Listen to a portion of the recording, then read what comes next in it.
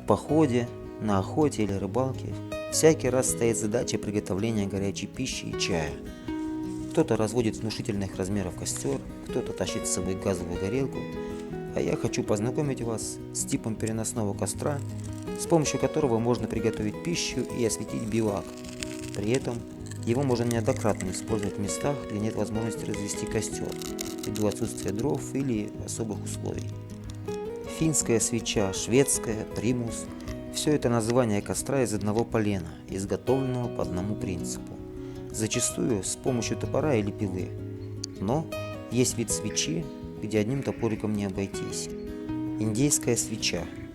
Если верить легенде, изготовление этого костра было заимствовано у североамериканских индейцев, колонизаторами Христофора Колумба. Отсюда, собственно говоря, и название. Костер представляет собой вертикально поставленное полено, в котором просверлены два отверстия.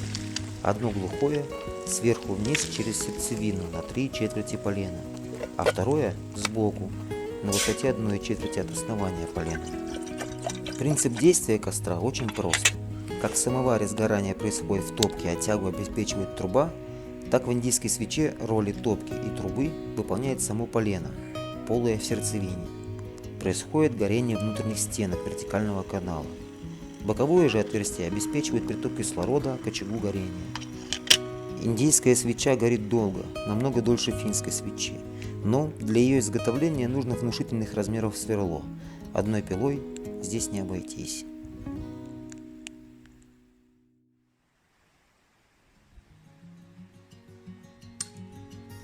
Чтобы изготовить этот костер, необходимо выбрать сухое полено. В моем случае, распилив ветровальную елку, я заготовил сразу несколько поленьев. Оптимальные параметры полена в отношении диаметра к его длине 1:3.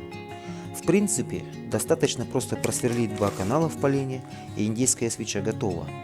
Но мне захотелось придать ей более эстетичный вид и добавить несколько практичных штрихов. Освободив топориком полено от коры, я прошелся по нему рубанком. Иначе в коре заведутся короеды, если хранить его, к примеру, в поленнице. Принялся сверлить каналы.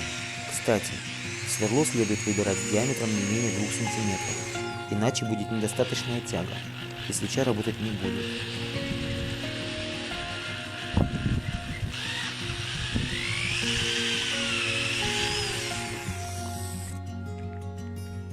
Как я уже говорил, один канал сверлится в сердцевине на 3/4 от длины полена, а второй канал сбоку, ему навстречу.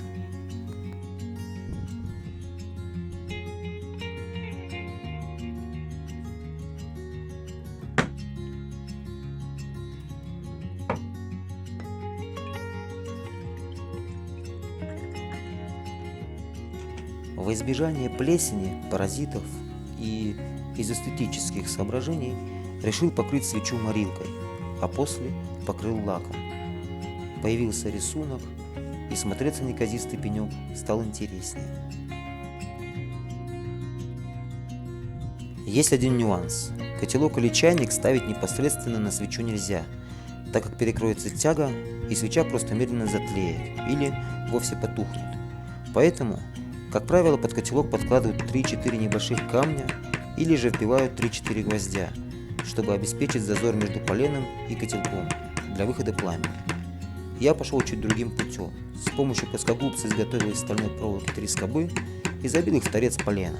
Получилась своеобразная конфорка.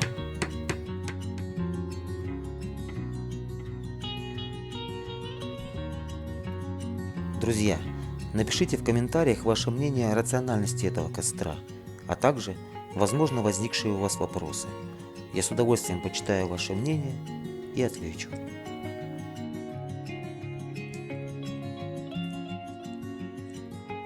Для более удобной транспортировки я решил оборудовать переносной костер веревочной ручкой. Засверлил в полене посадочное отверстие по диаметру веревки, а чтобы концы веревки не распускались, сделал пару витков изолентой. После, с помощью небольших гвоздей, зафиксировал оба конца веревки.